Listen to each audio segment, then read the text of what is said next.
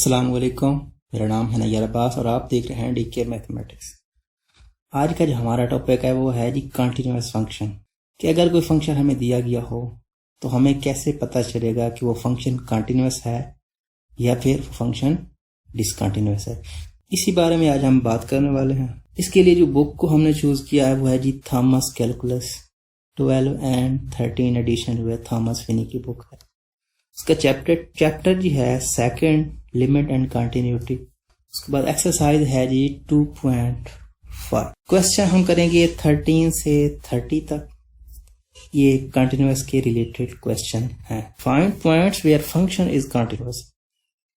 हमें वो वाले पॉइंट्स निकालने हैं जिन पर फंक्शन कंटिन्यूअस है, या फिर आप ऐसे कह लें कि वो वाले पॉइंट्स अलहदा करने हैं जिन पर फंक्शन डिसकंटिन्यूअस है।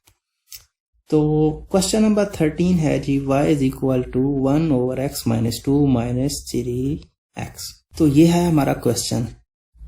तो क्वेश्चन शुरू करें उससे पहले मैं आपको बता देता हूं कि कंटिन्यूअस फंक्शन को चेक करने का रूल क्या है। कंटिन्यूअस फंक्शन को चेक करने का जो रूल है उसमें सिर्फ 3 पॉइंट। तो अगर ये तीनों कंडीशंस सेटिस्फाइड होती हैं तो फिर हमारा फंक्शन कंटिन्यूअस होगा। तो वैल्यू ऑफ फंक्शन का क्या मतलब है? जिस पॉइंट पर हम कंटिन्यूअस फंक्शन को कंटिन्यूअस देखना चाहते हैं तो क्या उस पॉइंट पर फंक्शन की वैल्यू आती है। फर्ज करते हैं कि इस फंक्शन को हम 2 पे देखना चाहते हैं तो हम 2 को डायरेक्ट इसमें इंसर्ट करेंगे, मतलब f ऑफ 2 निकालेंगे। अगर f ऑफ 2 एग्जिस्ट करता है, f ऑफ 2 का एक फाइनाइट नंबर आता है, हम कहेंगे कि इसकी वैल्यू तो एग्जिस्ट करती। अब बात है उसकी लिमिट की। तो हम लेफ्ट हैंड लिमिट अप्रोच करेंगे, फिर राइट हैंड को अप्रोच करेंगे। Right hand and left hand limit अगर इक्वल आती है तो इसका मतलब ये होगा कि इसकी लिमिट भी एग्जिस्ट करती है। तीसरी बात, जो लिमिट एग्जिस्ट करती है उसकी वैल्यू और जो आपने डायरेक्ट 2 को पुट किया उसकी वैल्यू, अगर उन दोनों की वैल्यू सेम आती है देन हम कहेंगे कि फंक्शन इज अ कंटिन्यूअस। तो यहां पर हमें सिर्फ इंटरवल फाइंड करना है कि फंक्शन किन पॉइंट्स पे कंटिन्यूअस है, किन पॉइंट पे नहीं। तो ये है हमारा जी फंक्शन। तो अगर फंक्शन को गौर से देखें तो इसके 2 पार्ट हैं, एक ये है और दूसरा ये है। इसको देखें तो अगर ये चीज 0 के इक्वल होती है तो क्या हो जाएगी 1/0 विच इज इन्फिनिटी। मतलब 2 ऐसा पॉइंट होगा जहां पर फंक्शन की वैल्यू नहीं आएगी। इसके अलावा आप कुछ भी पुट कर सके इसमें तो आपका आंसर आएगा। अब ये रहा, तो ये 3x है तो x में 3x है तो आप कोई भी वैल्यू इंसर्ट कर दें, इस पर फंक्शन की वैल्यू मस्ट भी एग्जिस्ट। तो हम क्या कहेंगे जी, इसका सॉल्यूशन होगा जी कौन से पॉइंट पे फंक्शन डिसकंटिन्यूअस होगा। At point 2 function is discontinuous. तो कंटिन्यूअस किन पे होगा जी, इंफिनिटी से लेकर नेगेटिव इंफिनिटी से लेकर पॉइंट 2 शामिल नहीं होगा। यूनियन 2 से लेकर पॉजिटिव इंफिनिटी तक आप कुछ भी इंसर्ट कर दें सिर्फ 2 को छोड़कर। आप इसको वैसे भी लिख सकते हैं r-2। तो ये बेसिकली क्या है, ये बेसिकली डोमेन है। डोमेन का कंसेप्ट भी बिल्कुल सेम है, ऐसा ही है कि वो वाले पॉइंट, उस पॉइंट को अगर पुट किया जाए तो उसका आंसर एग्जिस्ट करे। तो डोमेन भी इस फंक्शन की यही होगी। और इसी फंक्शन पे इस पॉइंट पे 2 पे फंक्शन डिसकंटिन्यूअस होगा, बाकी पे कंटिन्यूअस होगा। तो फंक्शन 2 तरह के होते हैं, एक फंक्शन सिंपल होता है और दूसरा होता है पीस वाइज फंक्शन। जो सिंपल फंक्शन होता है उसमें लिमिट और जो वैल्यू होती है वो तकरीबन बराबर होती है हर फंक्शन में, और जो पीस वाइज फंक्शन होते हैं उसमें लिमिट और वैल्यू ऑफ फंक्शन इनका डिफर होता है। तो अब क्वेश्चन नंबर 13 तो हो गया। क्वेश्चन नंबर 14 को देखते हैं कि वो क्या कहता है। y is equal to 1/x plus 2 whole का स्क्वायर प्लस 4। तो इस फंक्शन को भी देखें तो ये कांस्टेंट है और ये 1/x x plus two whole का स्क्वायर। अगर एक्स प्लस टू होल का स्क्वायर ही 0 के इक्वल आ जाए तब डिसकंटिन्यूटी बनती है, अदरवाइज नहीं बनती। तो अगर x प्लस टू होल का स्क्वायर ये 0 के इक्वल हो, देन x प्लस टू भी 0 के इक्वल होगा। तो यहां से आप x इज इक्वल टू -2। तो मतलब -2 ही वो पॉइंट है जिस पर फंक्शन डिसकंटिन्यूअस होगा, अदरवाइज फंक्शन कंटिन्यूअस होगा। तो इसको आप ऐसे लिख सकते हैं r माइनस इंटू -2। सिर्फ -2 ही ऐसा पॉइंट है जिसपे फंक्शन डिसकंटिन्यूअस है, बाकी पे फंक्शन कंटिन्यूअस है। क्वेश्चन नंबर 14 भी हो गया। क्वेश्चन नंबर 15 इसी तरह का ही है। क्वेश्चन नंबर 16 भी बिल्कुल सेम है। क्वेश्चन नंबर 17 मैं आपको करके दे देता हूं। यह जी क्वेश्चन नंबर 17। तो x-1 का मॉड और sin x इन दोनों को ऐड किया हुआ है। तो पहले हम इसको देखते हैं। x-1 इसमें कोई ऐसा पॉइंट है जिसको पुट करे और उसका आंसर ना आए? नहीं, ऐसा पॉसिबल नहीं है। आप नेगेटिव कर लें, पॉजिटिव कर लें, आप पूरा रियल नंबर, स्ट्रेट लाइन है x-2 which is straight line है। स्ट्रेट लाइन में आप कोई भी पॉइंट पुट कर सकते हैं। और बाकी रह गया sin x। तो sin x हम जानते हैं sin x बाउंडेड फंक्शन होता है, बाउंडेड ये -1 और +1 के दरमियान ही घूमता रहता है। तो इसका मतलब -1 से +1 तक इसकी वैल्यू होती है। तो मतलब इसका भी आंसर आता है, इसका भी आंसर आता है। तो हम कह सकते हैं कि इसका ये जो फंक्शन है कंटिन्यूअस होगा। किस पे कंटिन्यूअस होगा? ऑल रियल नंबर पे। क्वेश्चन नंबर 18 है जी y is equal to 1/x absolute plus 1 minus x²/2। तो अब ये देखिए, ये दो फंक्शन बेसिकली आपस में सब्ट्रैक्ट हो रहे हैं। तो पहले इसको देखते हैं। तो क्या ये चीज 0 के इक्वल हो सकती है? कभी ये पॉसिबल है। x की वैल्यू आप नेगेटिव लेते हैं तब भी ये मॉड इसको पॉजिटिव कर देगा। तो ये पॉसिबल सिर्फ तभी है जब ये x का मॉड -1 हो और ये +1 हो। तो ऐसा तो पॉसिबल नहीं है कि x की वैल्यू आप कुछ भी लेंगे तो इसका एब्सोल्यूट इसको पॉजिटिव में ही कन्वर्ट कर देगा। तो ये तो हो गया यहाँ पर। तो आपकी बिल्कुल आप सारे पॉइंट पुट कर सकते हैं। और ये x² है, तो x² में भी आप सारे पॉइंट पुट कर सकते हैं। तो इसका मतलब ये भी कंटिन्यूअस होगा तमाम रियल लाइन। क्वेश्चन नंबर है 19 y is equal to cos x/x। तो हम जानते हैं cos x बाउंडेड फंक्शन होता है। x को अगर 0 कर दें तो इन्फिनिटी हो जाएगा। इसका आंसर आता है ये, अगर 0 होगा तब इन्फिनिटी हो जाएगा। मतलब x अगर 0 होगा तो फंक्शन डिसकंटिन्यूअस होगा। तो कंटिन्यूअस किस पे होगा? r minus 0। इस पे फंक्शन कंटिन्यूअस होगा, 0 पे फंक्शन डिसकंटिन्यूअस होगा। क्वेश्चन नंबर 20 है जी y is equal to x plus 2/cos x। तो हम जानते हैं x प्लस 2 ये रियल लाइन है, ये स्ट्रेट लाइन है। तो इसका मतलब इसमें आप तमाम पॉइंट्स पुट कर सकते हैं। ओवर cos x जो है, cos x बाउंडेड फंक्शन है, ये 0 -1 से +1 तक होता है, लेकिन इसकी वैल्यू 0 आती है। अगर cos x 0 हो देन x क्या हो सकता है? cos inverse into 0। तो cos किन किन पॉइंट पे 0 होता है? cos पाई पे 0 होता है, उसके बाद 3 पाई पे 0 होता है, उसके बाद 5 पाई पे 0 होता है। मतलब ये हुआ कि cos के अगर पाई के साथ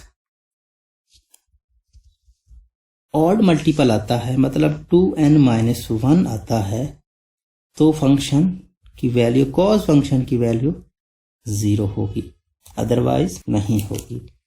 तो x की वैल्यू क्या आ गई? 2n-1 π/2। तो ये वाले पॉइंट्स हैं जिन पर फंक्शन जो है वो डिसकंटिन्यूअस होगा, अदरवाइज फंक्शन कंटिन्यूअस होगा। क्वेश्चन नंबर है 21 y is equal to cosecant 2x। Cosecant किसका उलट होता है? ये होता है साइन का उलट।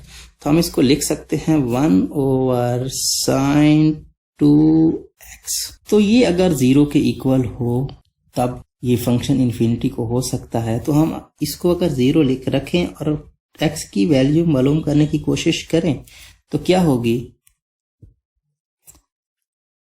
2x which is equal to sine inverse 0। तो साइन कब 0 होता है, साइन होता है जी पाई पर 0, उसके बाद 2 पाई पर, उसके बाद 3 पाई पर, 4 पाई, 6 पाई, अप सो ऑन। तो मतलब ये हुआ n pi, n 1 2 3 up so on, n है जी 0 1 2 3 अप सो ऑन। तो यहां से अगर x की वैल्यू निकालें तो क्या आएगी, 2 यहां से कट जाएगा, 2 यहां पे चला जाएगा। तो मतलब ये हुआ, ये वो पॉइंट होंगे जिन पर फंक्शन डिसकंटिन्यूअस होगा, अदरवाइज फंक्शन कंटिन्यूअस होगा। Question number 22, question number 23 and question number 24 ये बिल्कुल सेम क्वेश्चन है, आप इनको आसानी से कर सकते हैं। उसके बाद ये है क्वेश्चन नंबर 25।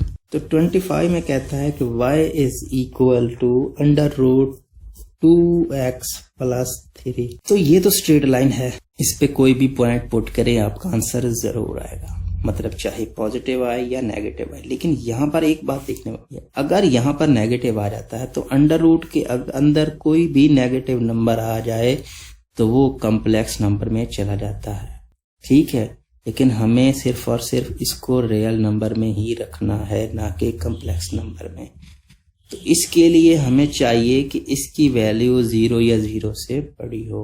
अगर 0 या 0 से छोटी होगी तो ये फंक्शन डिसकंटिन्यूटी में चला जाएगा। मतलब ये हुआ कि 2x प्लस 3 इसको अगर x से लेस होता है तो ये डिसकंटिन्यूटी में चला जाएगा। तो यहां से हम 0 होना था, यहां से हम x की वैल्यू को निकाल सकते हैं। तो ये हो जाएगा 2x is less than -3, so x is less than -3/2। तो x की वैल्यू अगर -3/2 से कम आती है तो फंक्शन डिसकंटिन्यूअस होगा। अगर इसकी value greater than and equal to -3/2 से आती है तो फंक्शन कंटिन्यूअस होगा, ठीक है जी।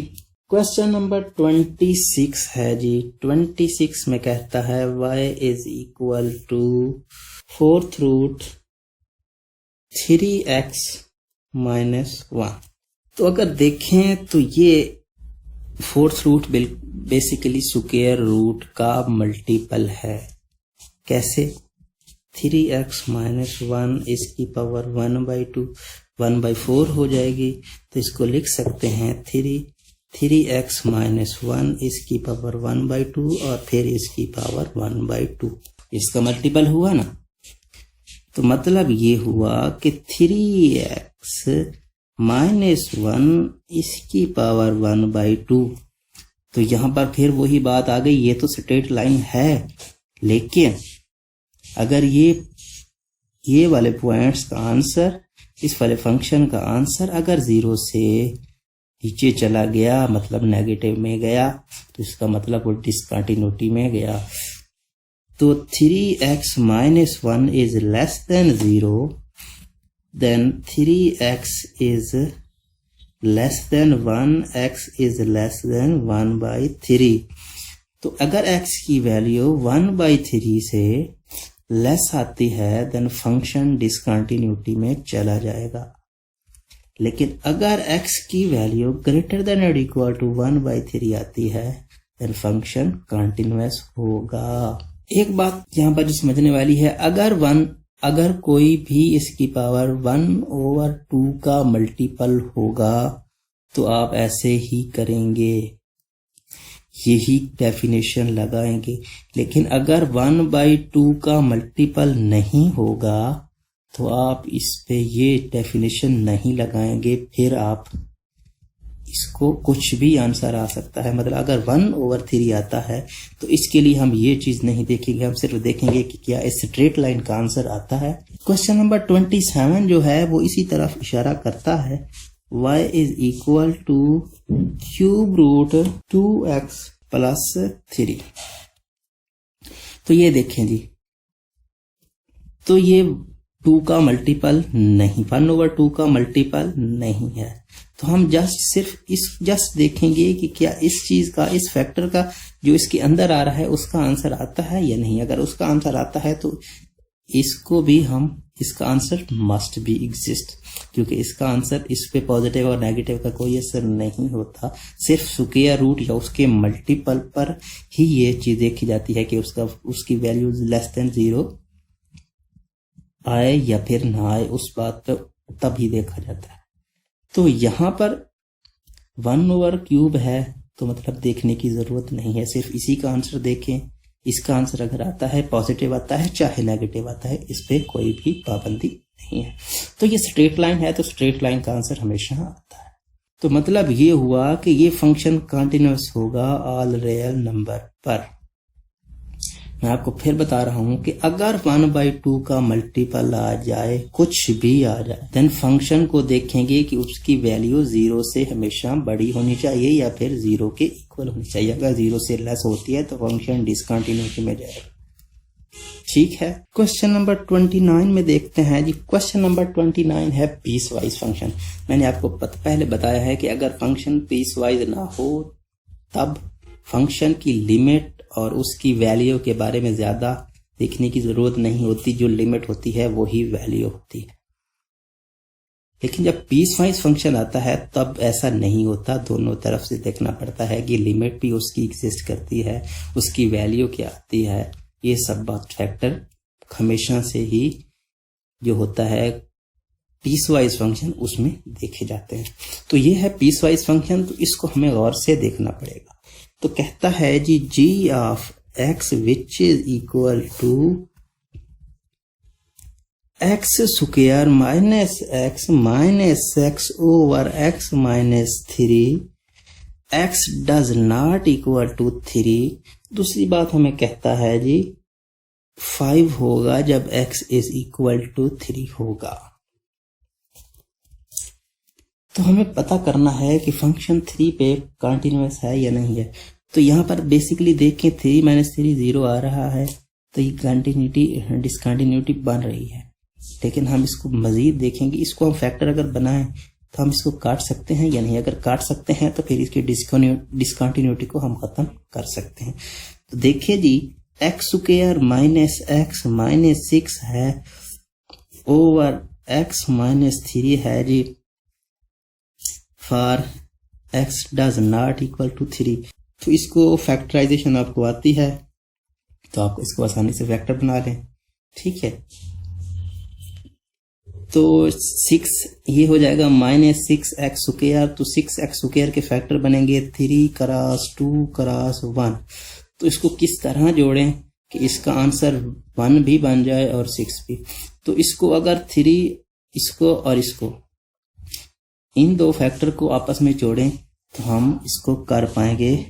ये हो जाएगा x square minus 3x plus का x लिखें 2x लिखें तो -6 लिखें ओवर, ये देखिए माइनस प्लस माइनस होती है और उसके बाद 3 to 6 होगा और x स्क्वायर ये बिल्कुल मल्टीप्लाई करने से ये बन रहा है और ऐड करने से ये भी बन रहा है। तो यही रूल होता है फैक्टराइजेशन का। इन दोनों को मल्टीप्लाई किया और फिर उसके फैक्टर बनाया, उनको इस तरह से जोड़ा कि उनको मल्टीप्लाई करे तो वही वापस बन जाए और उनको ऐड करें तो फिर हमारा सेंटर वाला पॉइंट आ जाए।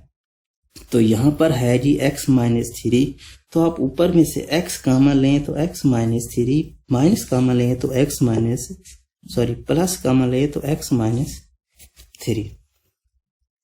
तो x माइनस 3 को कॉमन ले लें तो क्या आएगा x माइनस 3, बाकी रह जाएगा x प्लस 2। तो x plus 2 over x minus 3, तो x माइनस 3 से आप x माइनस कैंसिल करेंगे तो बेसिकली ये फंक्शन बन जाएगा जी x प्लस 2। तो ये आपका फंक्शन बन गया। इस पे आप लिमिट अप्लाई करें, लिमिट चाहे x अप्रोचेस टू 3 प्लस करें या फिर माइनस करें, लेफ्ट हैंड से करें या फिर राइट हैंड से करें, तो इसका आंसर हमेशा एग्जिस्ट करेगा, मतलब 3 + 2 विच इज इक्वल टू 5 आएगा। तो लिमिट भी एग्जिस्ट कर रही है, उसके बाद वैल्यू भी आपको दी हुई है, तो इसका मतलब लिमिट और वैल्यू एग्जिस्ट करती है। पहले 2 पॉइंट क्लियर हो गए। अब बात करते हैं तीसरे पॉइंट की। क्या वैल्यू और लिमिट बराबर है?